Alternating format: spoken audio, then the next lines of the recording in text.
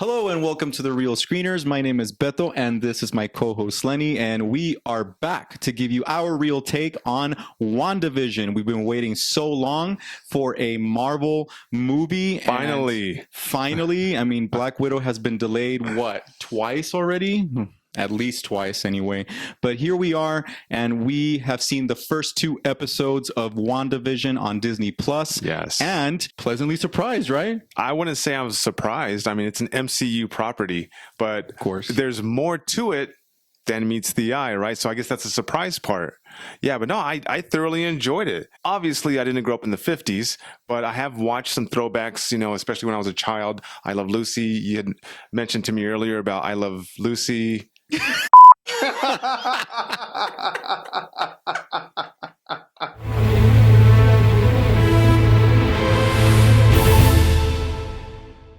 I mean, it brings you back to shows like Bewitched and I Dream of Jeannie, and it really does transport you back there from the editing to the props. Everything feels like it was really a throwback. Yes, even like techniques like jump cuts, for example. Yes, exactly. And classically used in I Dream of Jeannie, for example, when she would, do a magic trick or I don't remember the show very well, but like, they play off of that. They play off of the techniques of those shows from the 50s and 60s. It was very rough and not as polished as it is today, obviously. Right. What's great about the show and what stood out to me the most is that it definitely is a callback to those shows of that time period, right? In the way that they're very cookie cutter, and it shows you like the perfect ideal American family, and the gender roles that are very stereotypical between the husband and the wife and the neighbors. Yeah, I even noticed the dialogue, the campiness of everything, the inflection, all that stuff. Yeah, very innocent jokes at times, and kind of corny, but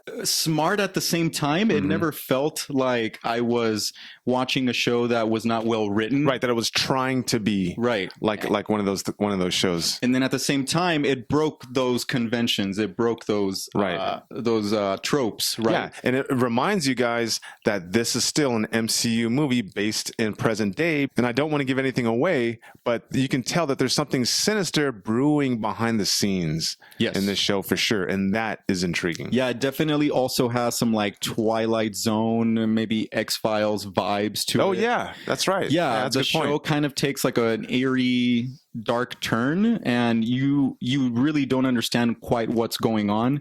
Right. But they just drop it in there. Yeah, and then it goes back to like little subtle events, right, that really don't make a lot of sense at this point. I think that of course there's more to come, and we have to be patient and wait. But these weird events seem to surround the character of Wanda, right? Yeah, exactly. And so, if some of you guys might be familiar with the actual comic storyline of the House of M from like the early 2000s, you kind of get an idea of what might be happening. But I think they're really going to deviate from that storyline. So I'm really eager and intrigued to see, they're re-envisioning, no pun intended, actually, of that storyline from the comics. Yeah. I mean, I don't know much about the background, but I'm glad that you gave me some context as to what where the show could possibly go, or what could be happening behind the scenes, maybe. But I really dug the way that the idealism of the time period kind of breaks, right? Like they break it with the eeriness and the mystery and the dark undertones, and I'm really intrigued to see where that will go. I also have to say quickly that I found the show very funny.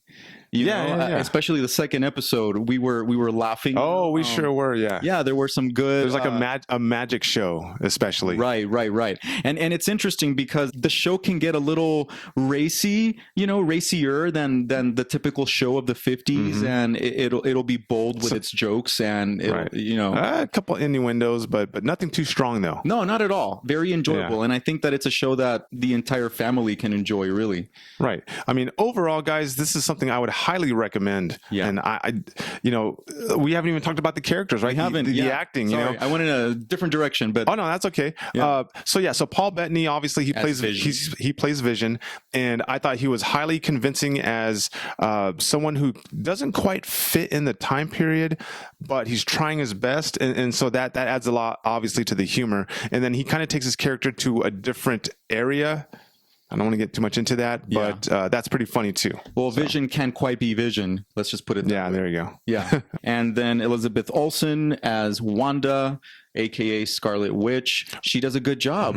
You know, she really carries the show. Right. I thought she struck a really good balance of, you know, harkening back to that time period as far as like sitcoms and those types of wives, but not trying too hard to be I Love Lucy.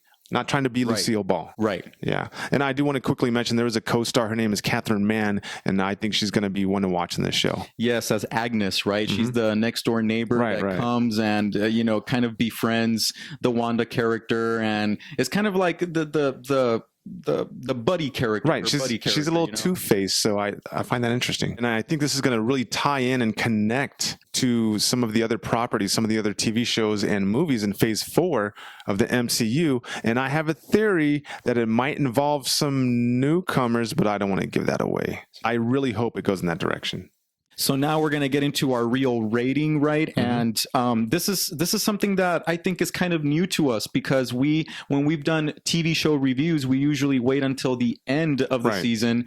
But as you know, Disney is going to release this week by week, so thank God they dropped 2 episodes, right? And we saw those, because I feel like if we had just reviewed the first episode, we would have not had that much to say. Right, it would have been like a 1 minute 60-second review. Yeah, the second episode really added a lot, you know, that I feel added some dimensions to the show, because I find this show refreshing in that it's not only a callback, but it's a reimagining of the shows of that time period, because it feels fresh. It's also funny, and it also seems to have some dark undertones and mystery behind it and intrigue. Right. I am going to give WandaVision 4.5 reels. God dang, that's exactly what I'm going to give it. I'm going to give this 4.5 reels. It's not like when I watched Stranger Things for the first time, but it definitely has me intrigued. Like you said, I like the freshness of it. The mystery is the biggest aspect of these first 2 episodes, for sure. And it was something I wasn't really expecting. Yeah, me neither. And I think that also, you know, Paul Bettany and Elizabeth Olsen have good chemistry. That's a great point. Yeah. We didn't mention that before, and they're very funny together, you know, and they fit into these roles very well, even though they haven't really played these characters in that way. You know, true. Yeah, good points. Yeah. As 50s cookie cutter husband and wife, you know? Yeah. So they really pull it off, guys. So like we had said earlier, guys, really recommend you guys watch this show. And of course, we recommend you watch all of our episodes. So make sure you guys like, share, and subscribe our channel. Make sure you also hit that bell button so that you'll get notifications every single time we have a review up. And of course, comment down below. Let us know what you thought of the first 2 episodes of WandaVision. Yes, let's get that conversation going. I mean, this is the first of a series of MCU TV shows coming to Disney Plus, so this is a big deal, right? Don't forget to look us up on social media. We're on Facebook at Real Screeners and Instagram Real.Screeners, and also don't forget to look us up on various podcasting platforms. We are available there as well. And don't forget to tune in next time for some more real takes on movies and TV shows as well. And as you had mentioned to me earlier, shows like Bewitched and I Love Jeannie. Okay. Why am I so stuck on I Love Lucy? Lucy, I'm home.